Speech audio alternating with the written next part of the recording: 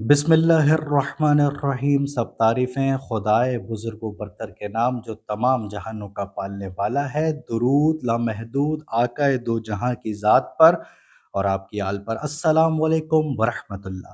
عزیزان من، آج بات کریں گے دنیا کے ایک ایسے پر اسرار ترین پہاڑ کی جس کے بارے میں یہ کہا جاتا ہے کہ یہاں فرشتے اترے تھے، یہاں بدروحوں کی آمد و رفت رہتی تھی۔ ایک ایسا پہاڑ جس کے بارے میں یہ بھی دعویٰ کیا گیا کہ یہی وہ مقام ہے جہاں آج سے ہزاروں سال پہلے بسنے والی دنیا کی انتہائی عجیب ترین اور طاقتور ترین مخلوق کی ابتدا ہوئی تھی، جنہیں نیفیلیم کہا جاتا تھا۔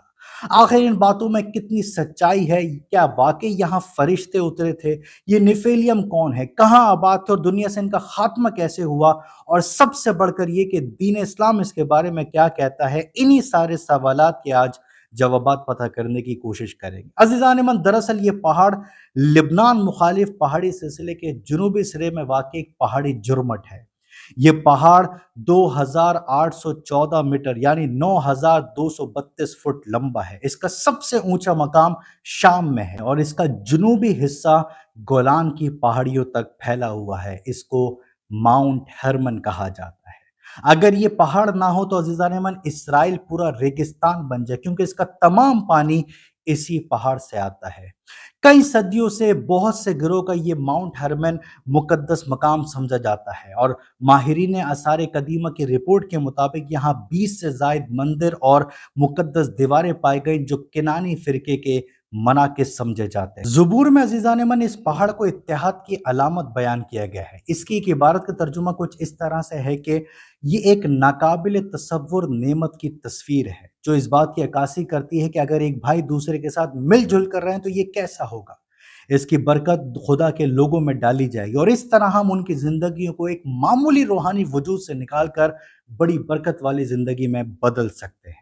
اب آپ عزیزان من انجیل یوحنا کی ایک عبارت کو سنیں، جس میں کہا گیا ہے کہ اگر لوگوں کے درمیان اتحاد ہوتا ہے تو اس سے خدا کی برکت دنیا میں آتی ہے۔ جس طرح یہ پہاڑ اسرائیل کو زندگی بخشتا ہے، اسی طرح انسانوں کے درمیان امن کی تلاش دنیا میں برکت لاتی ہے۔ لیکن اس پہاڑ کے متعلق جو سب سے عجیب اور حیران کن انکشافات ہیں وہ بک آف اینوک یعنی ہنوک کی کتاب میں درج ہیں۔ یہ ایک ایسی کتاب ہے جسے قدیم یہودی متن سمجھا جاتا ہے جو حضرت ادریس علیہ السلام سے منسوب کی جاتی ہے، جو حضرت نوح علیہ السلام کے پردادا تھے۔ اس کتاب میں کائنات کی ساخت اور فرشتوں کی سرگرمیوں سے متعلق تفصیل سے بیان موجود ہے جو حضرت ادریس علیہ السلام کو آسمانی سفر کے ذریعے بتایا گیا تھا۔ اس کتاب کے مطابق ماؤنٹ ہرمن ہی وہ جگہ ہے جہاں فرشتے اترے تھے، جنہیں فالن اینجلز کہا جاتا ہے، اور پھر وہیں سے نیفیلیم کی ابتدا ہوئی تھی۔ لیکن بحیثیت مسلمان ہمارا یہ ایمان ہے، اور ایمان ہونا بھی چاہیے، کہ فرشتے انتہائی معصوم ہے، لہٰذا کسی بھی صورت ان سے ایسی کوئی بات منسوب نہیں کی جا سکتی۔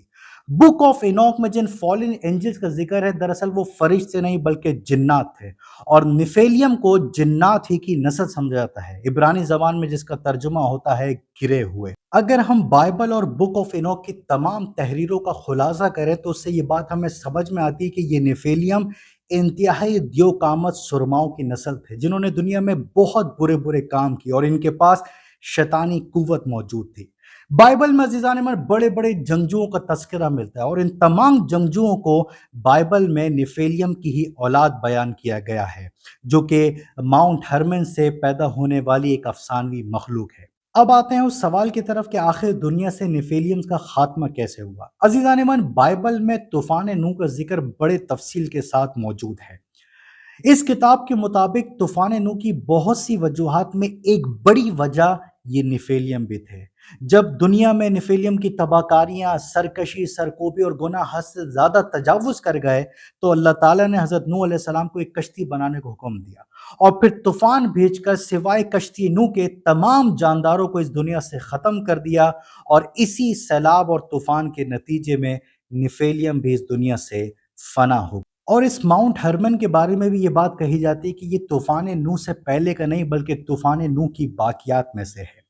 اب آخر میں بات کرتے ہیں کہ آخر دین اسلام اس کے بارے میں کیا کہتا ہے۔ تو عزیزان من، سیدھی اور صاف بات یہ ہے کہ دین اسلام میں نیفیلیم کا کوئی کانسیپٹ موجود نہیں ہے، کوئی ایسی آیت، کوئی ایسی روایت موجود نہیں ہے جو اس بات کی تائید کر سکے۔ البتہ بحیثیت مسلمان ہم جنات کی قوم پر یقین رکھتے ہیں، جو عاد नामी कौम से थे और जिनके नबी का नाम हूद अलैहिस्सलाम था, जो हज़रत नूह अलैहिस्सलाम की औलाद में से थे और अरब थे।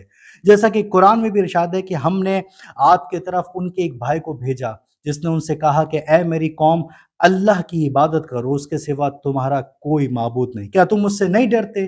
क्या तुम्हें ताज्जुब है कि तुम्हारे पास तुम्हारे रब की तरफ से तुम ही में से एक आदमी के ज़रिए पैगाम भेजा गया है जो तुम्हें तंबी करे।